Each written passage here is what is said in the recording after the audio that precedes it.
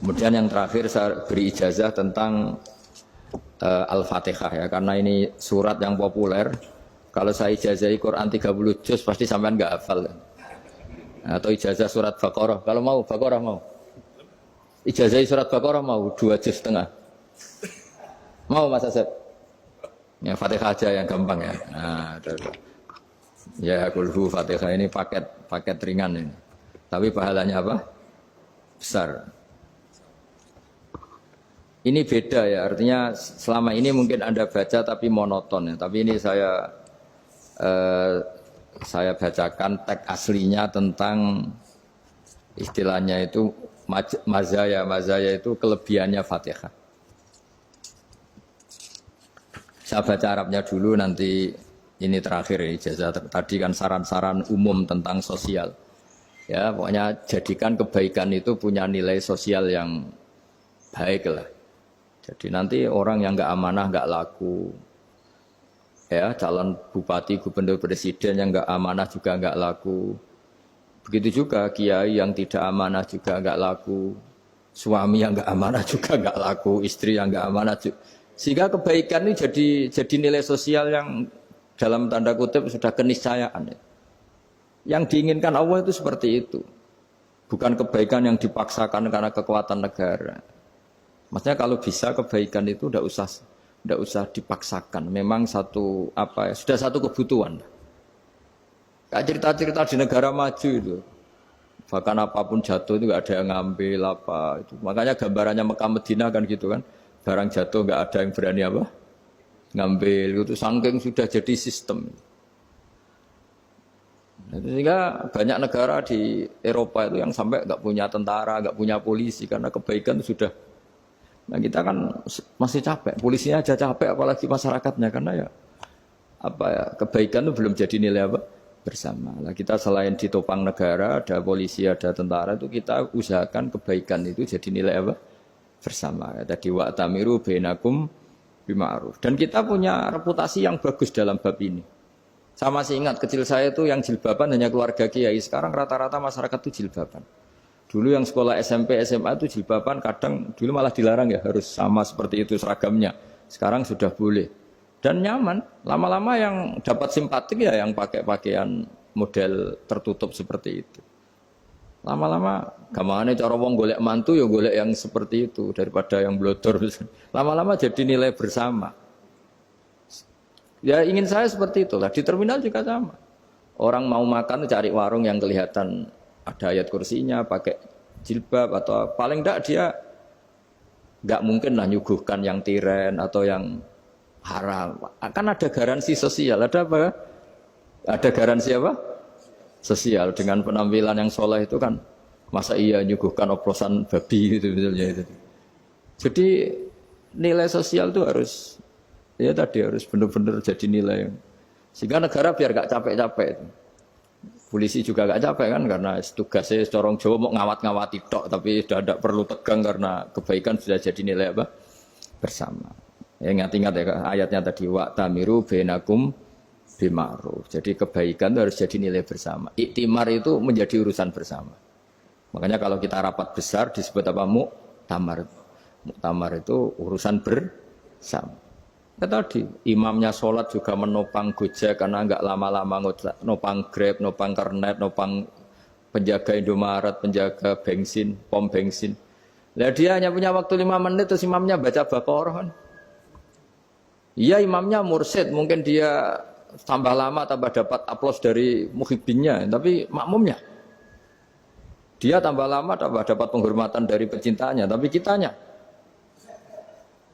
wah khusyuk wali kan dia dapat status naik lah, kita yang sudah tidak ikut jadi wali diganggu apa pekerjaannya. Kalau ada imam seperti itu sampai mufarokoh saja, niat ya Allah sampai sini saja saya makmum orang itu, silakan orang itu punya urusan sendiri dengan jenengan ya sudah atau salib saja apa. Ya, itu boleh kalau dalam fikih namanya apa mufarokoh. Mufarokoh itu niat, tapi kamu jangan langsung selonong mufarokoh, niat dulu pamit sama Allah bahwa sekarang mau mufarokoh. Ya, tapi ya jadi sholat yang aneh kan, imamnya masih rukuk, kamu terus sujud, terus apa-apa selesai ya. Mungkin dalam pandangan itu orang lain ini maksudnya makmum gimana ini kok begini. Tapi sudahlah Allah Maha tahu. Insya Allah dimaklumi. Ya saya baca tentang Fatihah ya, karena sampean pasti sering baca Fatihah. Supaya sekaligus jadi jimat lah gitu. Jadi kalau kamu sering di jalan-jalan yang mungkin sepi atau mungkin kan tidak semua teman Grab itu nasibnya bagus yang di Semarang Jogja. Mungkin yang di Kalimantan di Papua kan ada yang 10 kilo gak ketemu rumah, ya kan? Ya lihat di TV itu kan kasihan kan. Sudah 10 kilo gak ketemu rumah, penumpangnya kuwekar preman tuh kan. Ini makan orang enggak kan gitu. Kan ujiannya dua. Kalau penumpangnya cantik itu ya kecoba syahwat, kalau preman takut. Jadi orang itu selalu ujian itu. Sing sedengan itu kan jarang orang itu. Jadi kalau penumpangnya perempuan cantik ujiannya itu syahwat, kalau preman ujiannya ketakutan. Kalau orang yang lemah bawa uang ujiannya kamu ingin garong. Jadi hidup itu memang semuanya ujian. Liyabluwakum ayyukum ahsanu amala. Makanya saya sering ditanya oleh teman-teman, Gus, nah ujiannya kenal wong wedok elek piye sama? Kenal wong ayu ujiane syahwat, kenal wong elek ujiane ngenyek. Itu sama-sama dosa. Syahwat ya dosa, ngenyek juga dosa. Wah elek keriting untune metu ya dosa ngomong gitu. Kadang-kadang orang berpikir enak kancanan wong elek gak dosa. Kata siapa kancanan wong elek itu ya dosa karena bawaannya ngenyek. Ngenyek itu menyepelekan itu. Makanya saya itu ya gak mau berteman sampean. Nanti kan bawaannya ngenyek atau seneng ya tidak tahu. Ya sudah ada takdir saja kalau ketemu ya tak ulang ngaji gitu. Tapi ini ngaji terakhir, setelah ini ngaji biasa aja, tidak usah resmi gini. Ngaji kok resmi aneh. Pokoknya nanti suatu saat kalau pandemi sudah berlalu saya akan ngaji Rebona, lalu ini ngaji. Ini ngaji yang kurang bagus karena ngatur kiai kurang berkah ini. Nanti tapi ya lumayan lah masih mau ngaji. Ngaji kok tanggal ini jam ini. Sekarang suatu saat kamu tak panggil, Mas Wahyu datang ke sini jam ini, tidak mesti bisa. Mungkin pas ada acara apa, maaf ke sini pas ngecek, pas apa. Gitu. Jadi ya sudah tapi tak maafkan, enggak apa-apa. Takdir ya. Tak bacakan supaya sampean tahu keramatnya Bismillah. Nah sebelum saya bacakan Bismillah Fatihah, tak beritahu tentang ilmu tafsirnya karena ini penting sekali. Fatihah itu dawuhnya Allah, tentu itu dawuhnya Allah. Saya ulang lagi itu kalam Allah. Tapi yang sudah diberikan kesampaian ke kita semua, sehingga seakan-akan itu menjadi dawuhnya kita ke Allah. Jangan salah loh ya, Fatihah itu dawuh Allah, tapi sudah diberikan ke kita. Sehingga posisi kita itu yang punya itu. Nah kenapa ini perlu dijelaskan? Karena nanti ada kalimat iyyaka na'budu wa iyyaka nasta'in. Kalau itu masih kalam Allah, berarti Allah ngomong ke kamu, ngendikan ke kamu, kepadamu aku menyembah. Masa Allah menyembah kamu? Nah sehingga ilmu tafsir itu menyelesaikan itu dulu ya. Saya ulang lagi ya, sebelum sampean sering baca Fatihah, aku yakin ya sering baca. Tapi barokahnya tidak paham itu tidak pernah janggal. Enggak paham itu ya penting supaya ada iskal, tidak janggal. Sebetulnya di kalimat itu ada yang janggal. Kalau Fatihah itu kalimatnya Allah atau kalam Allah, bagaimana dengan kata-kata iyyaka na'budu? Masa Allah ngendikan ke kita, kepadamu kami menyembah.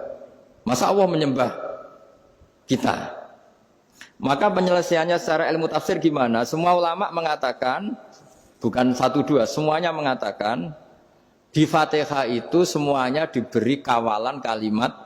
Saya ulang lagi ya, di Fatihah itu semuanya diberi awalan kalimat qulu, katakan wahai hambaku begini. Ya, katakan wahai hambaku begini. Nah, begini ini pelajaran dari Allah yang sudah diberikan ke kita. Terus kita mengatakan bismillahirrahmanirrahim, alhamdulillahirabbil, termasuk kita mengatakan iyyaka na'budu wa iyyaka nasta'in. Jangan bayangkan Allah ngendikan ke kita. Kalau Allah ngendikan kita berarti gini, hei Wahyu, ihdinas siratal mustaqim, tunjukkan saya jalan yang benar. Nah nanti kamu terus, ya Allah, Anda aja minta pertolongan saya minta tolong siapa kan? Jadi panjang kan? Ya, saya ulang lagi ya. Jadi itu di Ulumul Quran diterangkan gimana? Sebelum baca Fatihah, ya.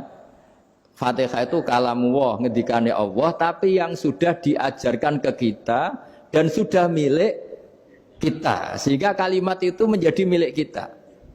Tapi ya kalamullah, tetap kalamullah, tapi sudah menjadi milik kita. Udah paham ya? Ya pinter nah.